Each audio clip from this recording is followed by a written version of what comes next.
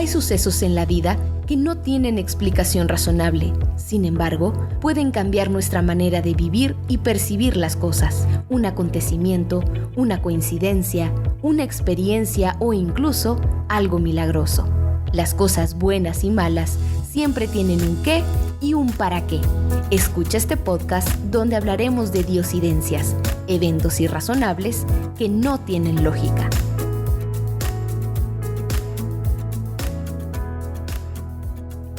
Hola, ¿qué tal? Bienvenidos a un episodio más de Diosidencias. Hoy estoy súper emocionado porque el invitado que tengo es una persona que también es amante de la montaña, apasionado por la naturaleza. Es un creador de contenido excelente, de verdad, su contenido me encanta. Él es originario de León, Guanajuato, llegó a la ciudad de las montañas hace más de 20 años. Y es nuestro amigo Efrén Cruz. Hola Efrén, ¿cómo estás? Bienvenido a Diosidencias. Hola, muchas gracias por la invitación. Encantado de estar y participar en este proyecto.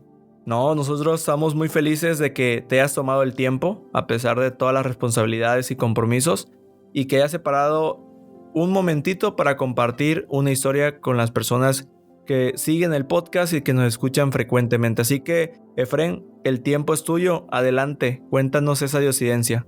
Sí, como lo comentas, soy una persona amante de las montañas. Estoy fascinado por todas las actividades que se puedan hacer en la naturaleza porque creo y estoy convencido que la naturaleza es un elemento que renueva el alma y trae muchas energías a las personas. Y una de las historias que me ha marcado enormemente fue durante la pandemia, justamente un poquito antes de la pandemia. Acostumbro a salir cada fin de semana a la montaña.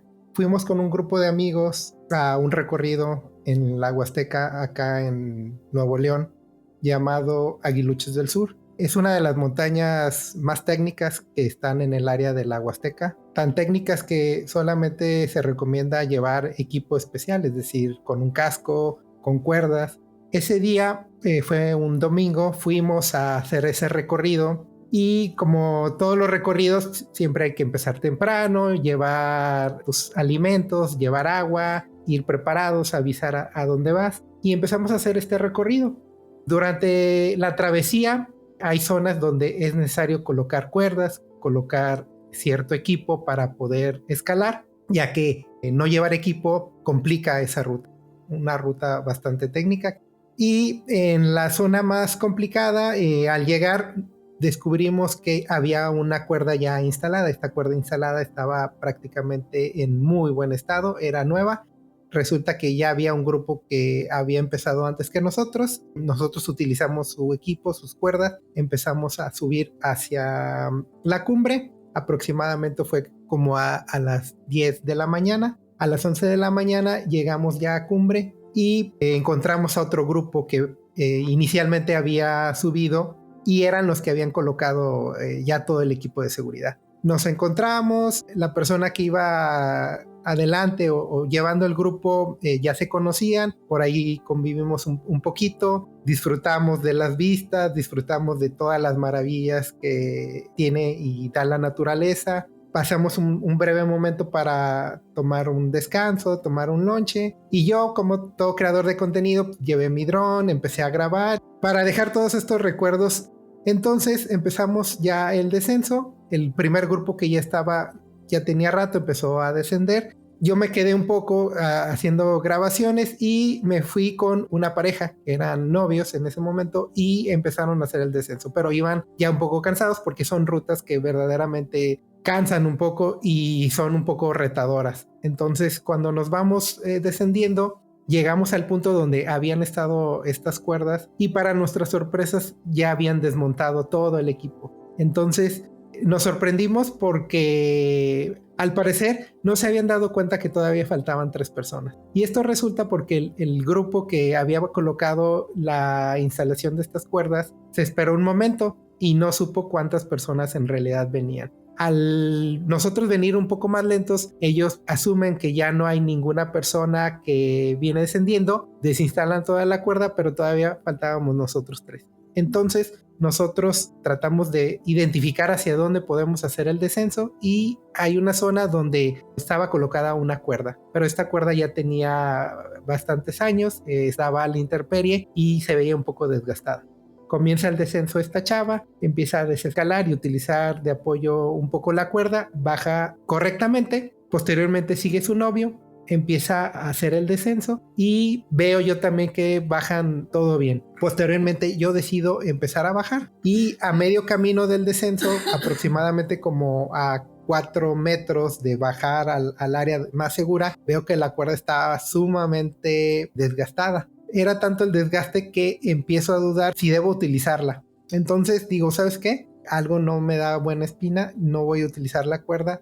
Venía con la mano izquierda deteniendo la cuerda y en el momento que decido utilizar mi mano derecha para detenerme de los agarres de la montaña, oigo un tronido y ese tronido era la cuerda. En ese momento se rompe la cuerda, empiezo a ver cómo todo se detiene, veo en cámara lenta cómo mi cuerpo se empieza a ir hacia atrás, veo en cámara lenta cómo las rocas que trato de detener no las alcanzo y siento que en ese momento pasaron segundos, pero para mí fue una eternidad. Ver en el momento que voy cayendo, en el momento sentir que voy hacia el vacío y decir, no puede ser. Tuve tiempo para reflexionar, tuve tiempo para decir, esto no está bien, y tuve tiempo para decir, algo va a pasar.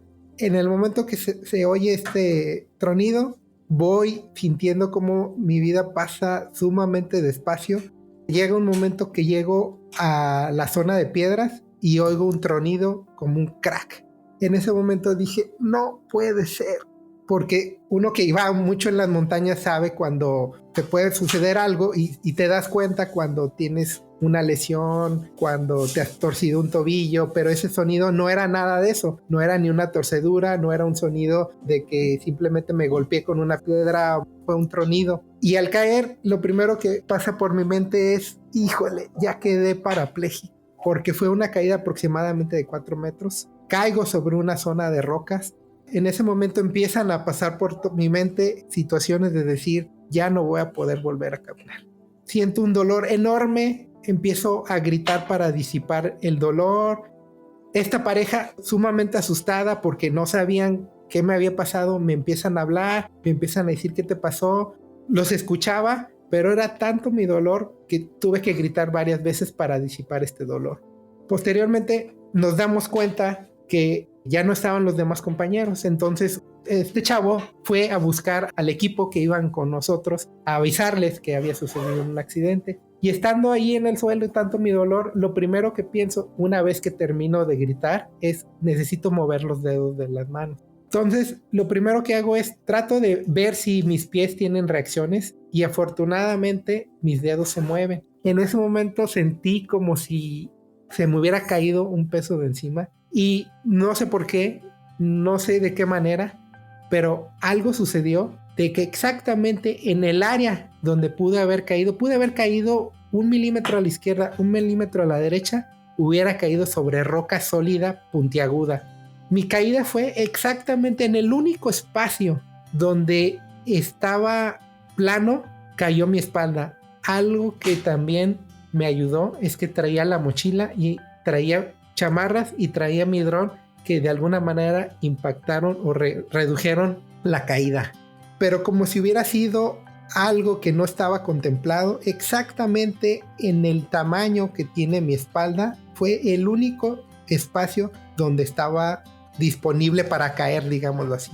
Un poco que hubiera caído o me hubiera desviado de mi trayectoria, las piedras que estaban ahí, que son puntiagudas, se me hubieran clavado definitivamente y ya no lo hubiera contado. Incluso la cabeza hubiera podido haber caído sobre un tramo de rocas también muy puntiagudas. Y como la mochila provocó un colchón, mi cabeza tampoco tuvo la oportunidad de caer. Entonces agradezco bastante a Dios. Exclusivamente el único pedazo disponible que pude haber caído, caí exactamente ahí.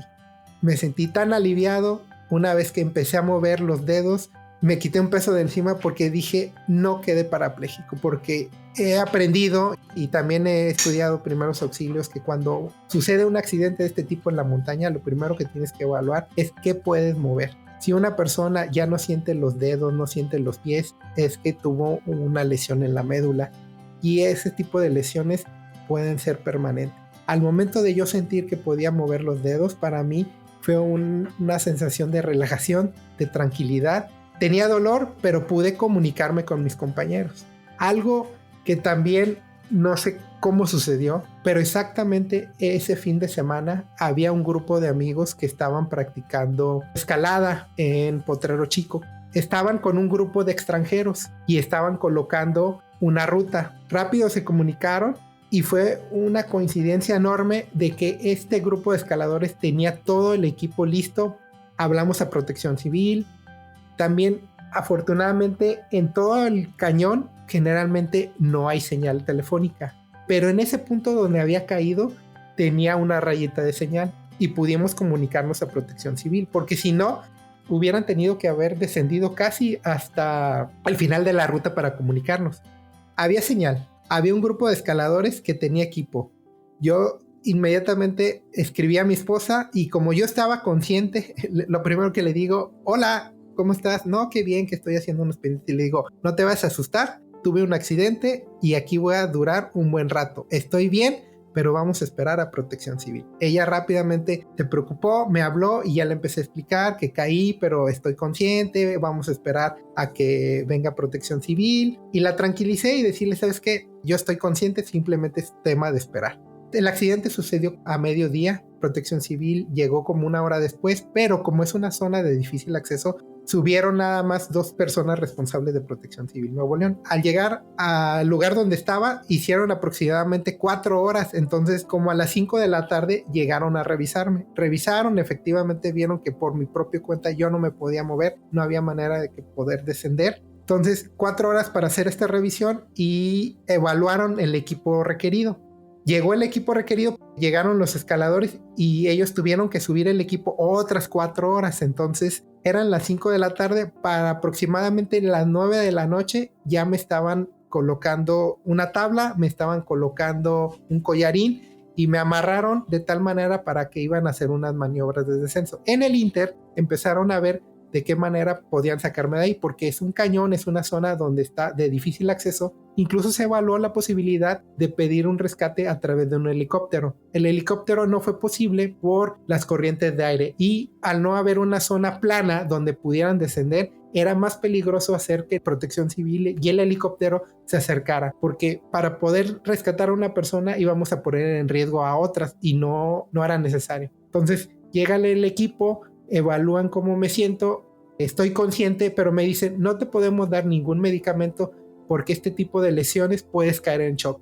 Si tú puedes resistir el dolor, mejor para nosotros, porque si te damos algún medicamento y caes en coma, será prácticamente imposible atenderte y sacarte de ese coma. Entonces, lo que vamos a hacer es prepararte, y constantemente estuvieron dialogando conmigo para ver si estaba consciente y me decían: no te duermas, platícanos algo. Medio platicaba o los escuchaba, pero era dolor y era complicado. Entonces, como si fuera un rapel, me empiezan a descender paulatinamente por secciones. Aproximadamente descendíamos una sección en cada 30 minutos. Colocaban un sistema de poleas, me bajaban una sección durante media hora, hacían un cambio y volvían a armar otros sistemas de poleas.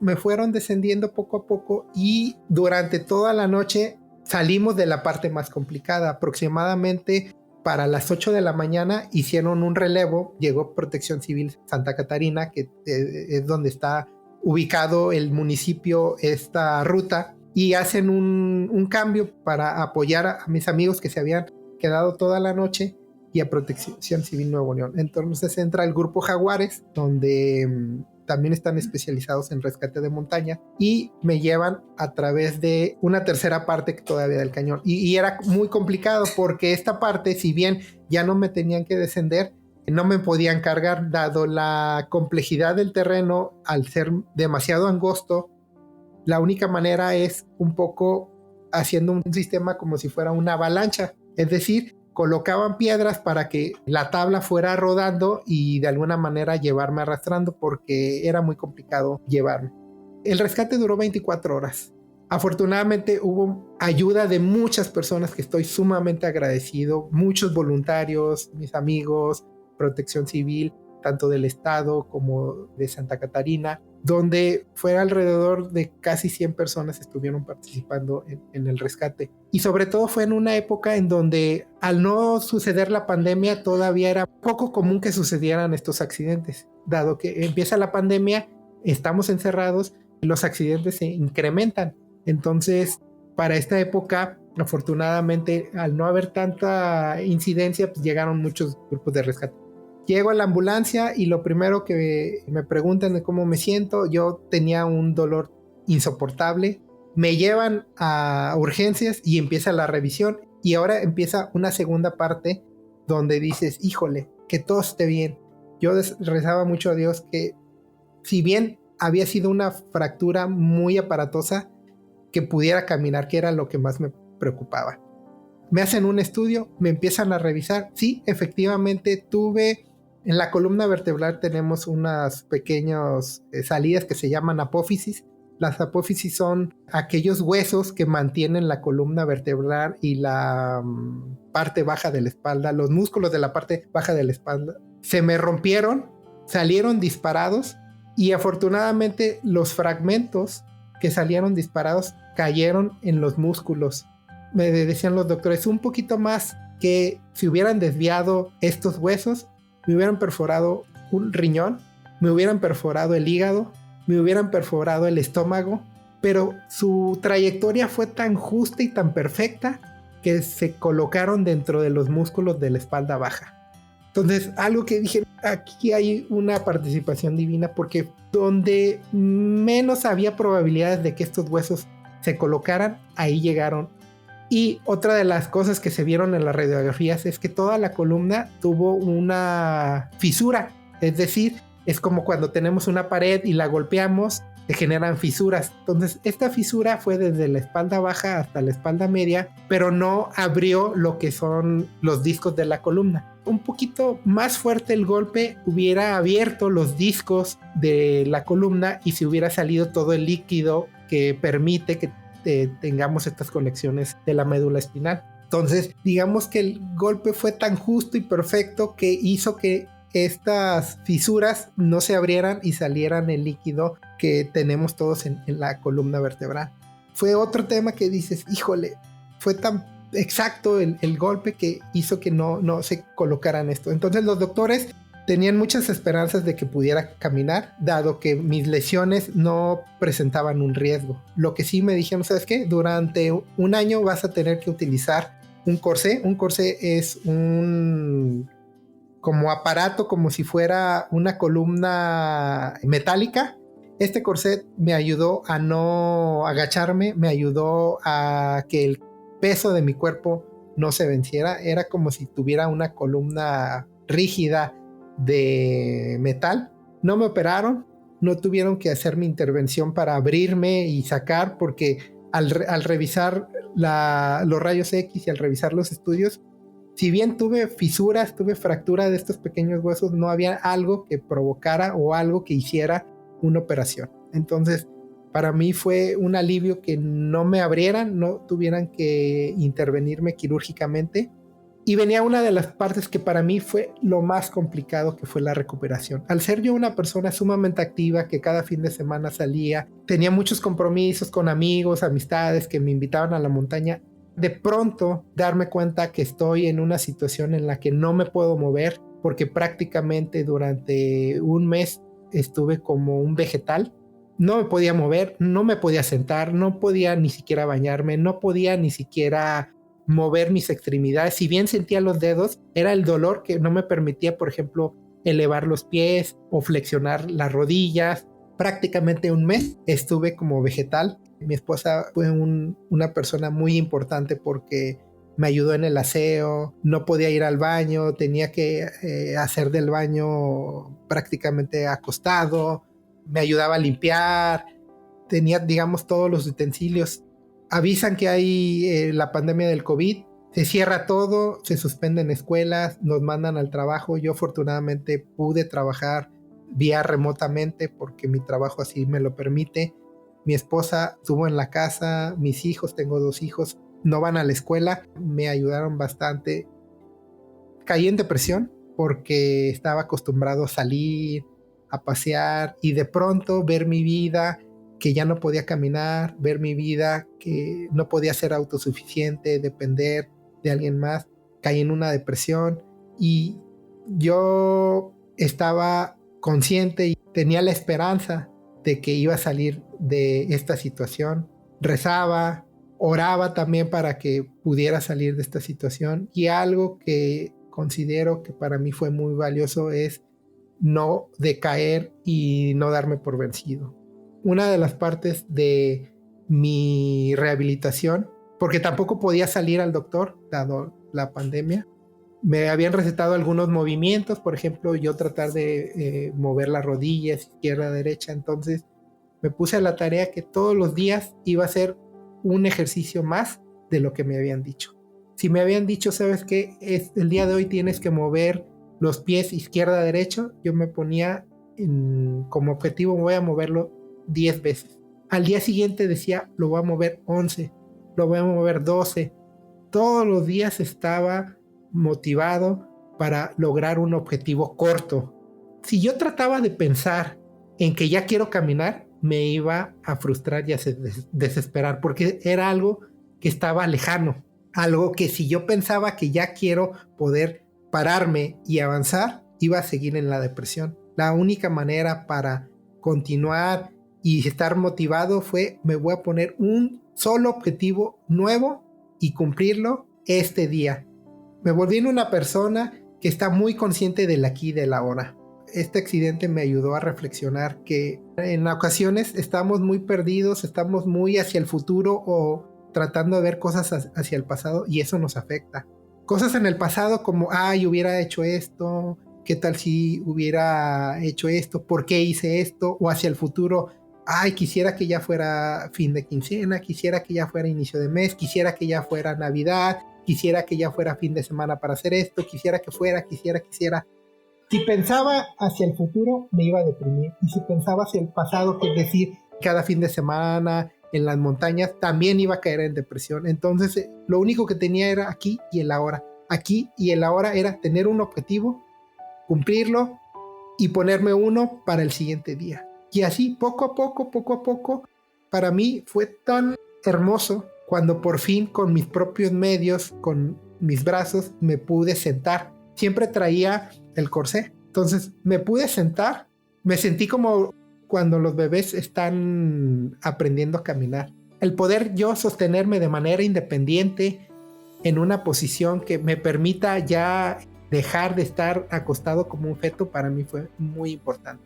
Posteriormente, que ya me pude sentar de manera independiente, empecé a hacer fuerza en los brazos para de alguna manera poderme trasladar. Posteriormente conseguimos una silla de ruedas, y cuando por primera vez estuve en una silla de ruedas, para mí fue un paso extraordinario porque me pude trasladar por toda la casa, ser un poco más independiente para ir al baño. Por primera vez me pude bañar yo solo. Esto sucedió hasta casi prácticamente el segundo mes, pero todos los días era poner un objetivo y lograrlo. Mi siguiente objetivo era, con un andador, yo poderme sostener. Y continuaba y era persistente y a veces necio hasta que logré utilizar un andador y poder estar en pie. Para mí fue un logro tan importante, y tenía visitas con el doctor y me sacaba radiografías y me decía, ¿sabes qué? Simplemente hay que tener paciencia y continúa con tus ejercicios porque esto no es de inmediato, esto va a tardar, es un proceso que el cuerpo solidifique las fracturas que tienes en la columna. No hagas esfuerzo que involucre ponerle peso a tu columna. Posteriormente me empiezo a trasladar, y cuando me dan luz verde para usar unas muletas, también fui muy feliz porque las muletas me ayudaron a empezar a trasladarme, me empezaron a dar pequeños pasos. Y si un día decía, son 10 pasos de la cama al baño, ahora quiero hacer 11, ahora quiero hacer 12. Y constantemente el logro de estos pequeños objetivos hizo que no me frustrara. Llegó un momento que posteriormente, después de 6 meses de yo estar prácticamente en silla de ruedas, pude utilizar muletas. Y pasaron así 1 año hasta que por fin pude salir a la calle. Porque también algo que me había causado mucha depresión era pues, no poder salir por mis propios medios. Si bien no podía manejar, ya me dieron luz verde para, por ejemplo, para ir a un centro comercial. Y como era la pandemia, mi diversión, y yo estaba más que feliz, era ir al supermercado. Entonces recorría el supermercado, veía las cosas, para mí era como todo totalmente nuevo. Disfrutaba hasta ver las etiquetas de los chiles, disfrutaba ver hasta cuánto pesaba la fruta, disfrutaba agarrar mangos, agarrar melones. ¿Por qué? Porque casi prácticamente 1 año no había podido salir de mi casa.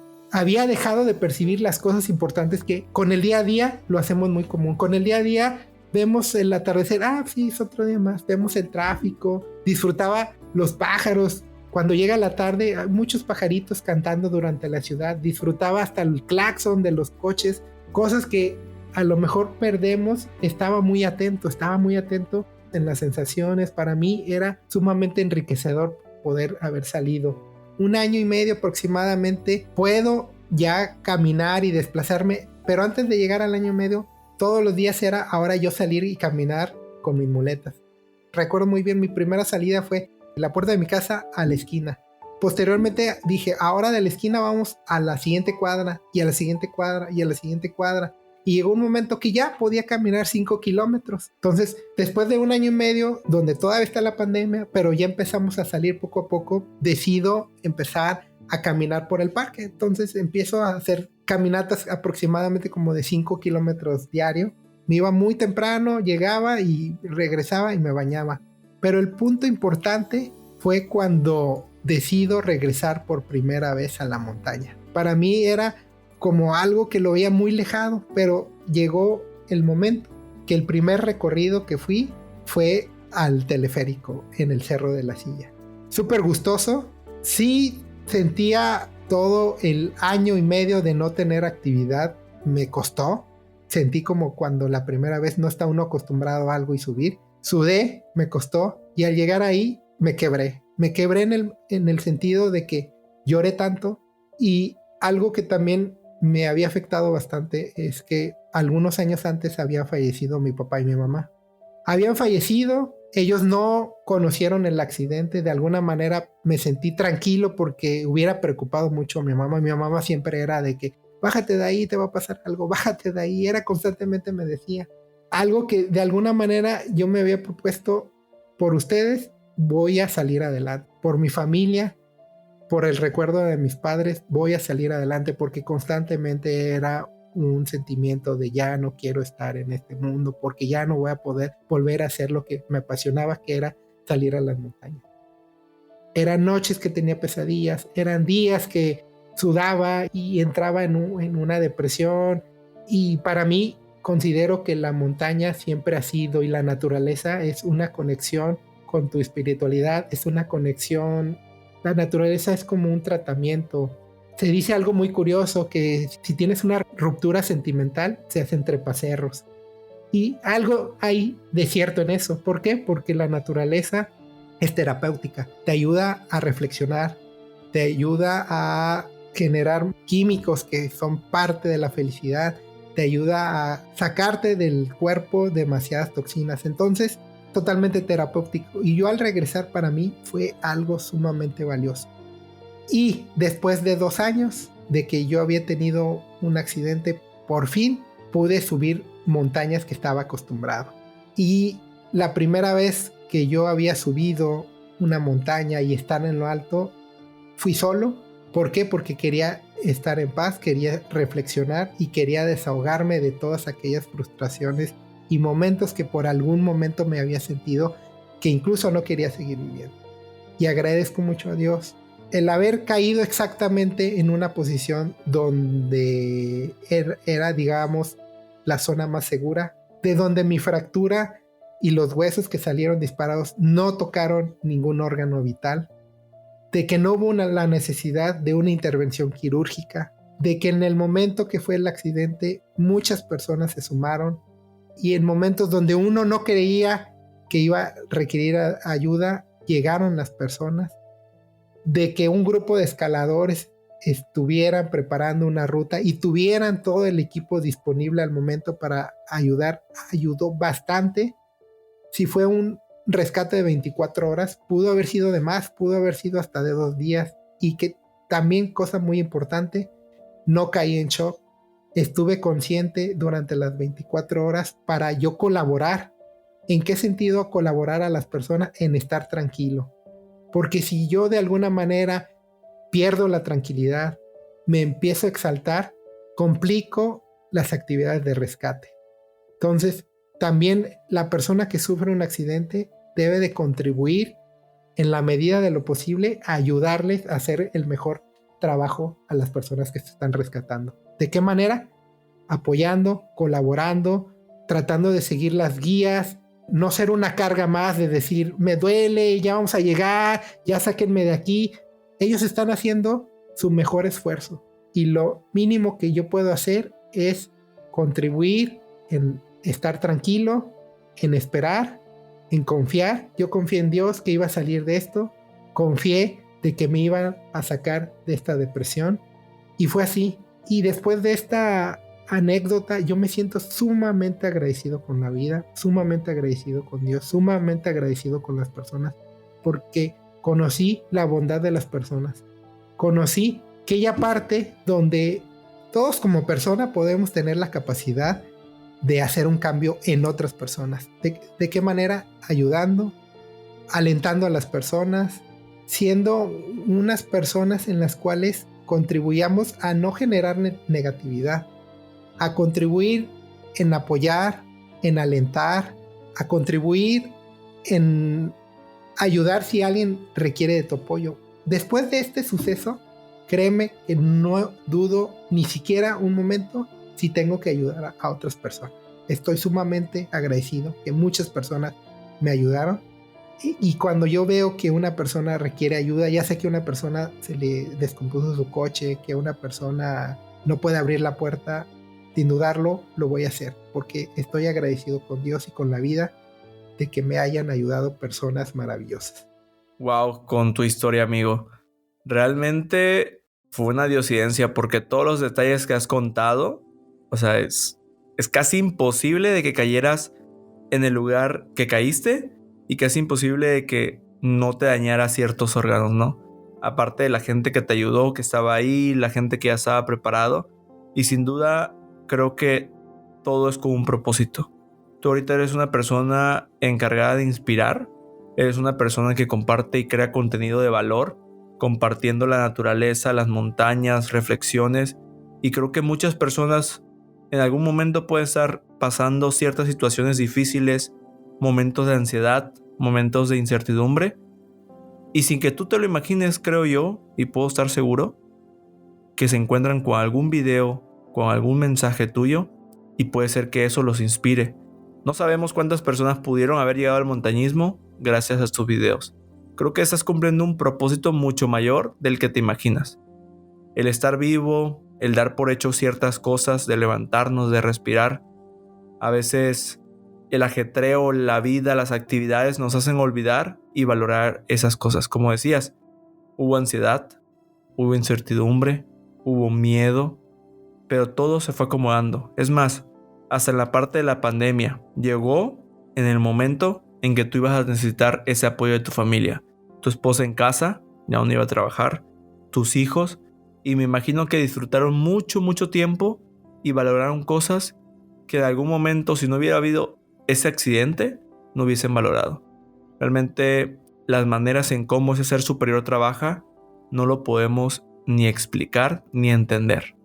Va a ser difícil, vamos a tener que esperar, vamos a tener que ser perseverantes, vamos a tener que luchar, vamos a tener que aprender a valorar cada una de las cosas, pero siempre todo lo que nos pase, todo lo que veamos, todo lo que aprendamos y toda la gente que llega a nuestra vida, siempre llega con un propósito. Qué bueno que tú has descubierto que tienes un propósito especial y que es un milagro y un privilegio el estar vivo. Muchas gracias por tu historia, la verdad me gustó, me encantó, me inspiró y sé que a las personas que nos están escuchando les va a llegar a gustar también. No sé si para ir terminando quieras dejarnos algún mensajito, alguna reflexión o algo que nos quedemos con tu capítulo. Sí, algo que me enseñó este accidente es vive el aquí y el ahora. Sobre todo con el ritmo de vida que tenemos, a veces llegamos a olvidar lo que estamos viviendo, lo que nos está rodeando, las personas que están a nuestro lado. Y algo que me gustaría compartir es vive aquí y el ahora. Muchas gracias. Me gusta la frase de vivir el momento, como decías, y valorar esas cosas que muchas veces, como mencionabas, ¿no? Por ahí damos por hecho. El momento de levantarnos, de poder caminar, de poder tener hambre o poder tener la manera de comer algo. O sea, esos pequeños detalles que se me hacía curioso que mencionabas que ibas al súper, ¿no? Al súper y disfrutabas esta sensación, el hecho de caminar un poquito más, de dejar la andadera y todo lo que tuviese que pasar. Al final de cuentas te ayudó a valorar cada segundo, cada minuto, cada movimiento, cada respiro. Te ayudó a valorar y a vivir el hoy y el ahora.